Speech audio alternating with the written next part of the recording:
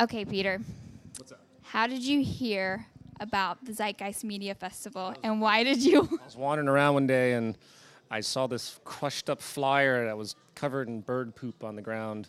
And I picked it up and it said there was an event today. So I decided to come out. That was a great decision. Yes.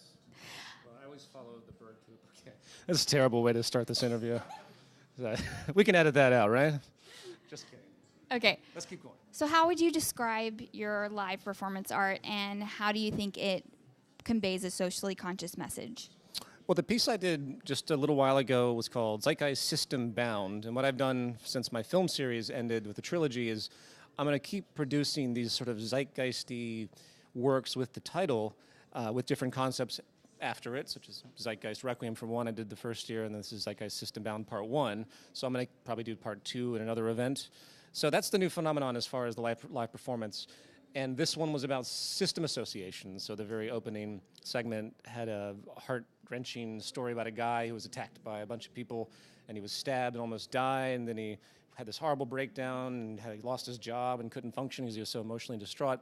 And then he realized at one point that he was starting to become very violent himself, and he was starting to have very violent thoughts. And then that's a system relationship, so the Ouroboros, I think they call it, of the snake eating itself.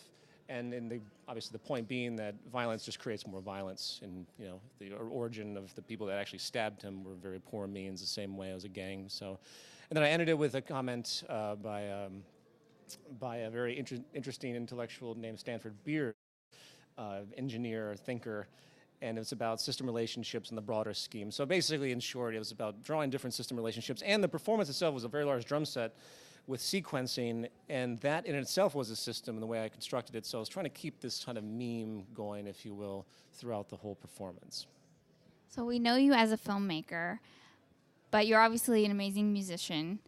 This system that you're creating, are we going to be hearing more music from you, or are you going to venture down that avenue more so than you have in the past? I always keep that a part of what I'm doing since scoring of the films. I don't have much time to do it because of other things, projects and the movement, and these festivals take an enormous amount of work. Even to put a piece together was a very trying thing. I think I finished it last night about 3 a.m.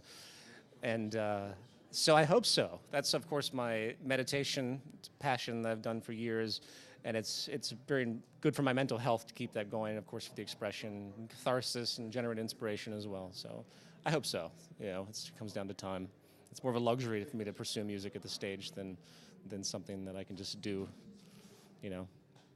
So when are you performing next?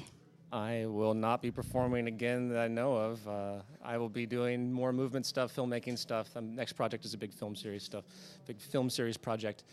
So most likely it'll be the next media festival, unless there's something that happens, someone decides to let me perform for whatever purpose, if I even have time to do it, which would be shocking. So again, it's a luxury thing that I get to do this at all, which is interesting. I never really perform anymore. This is a rare thing. Well, it was awesome. Well, I appreciate it. Thank you so much. You're welcome.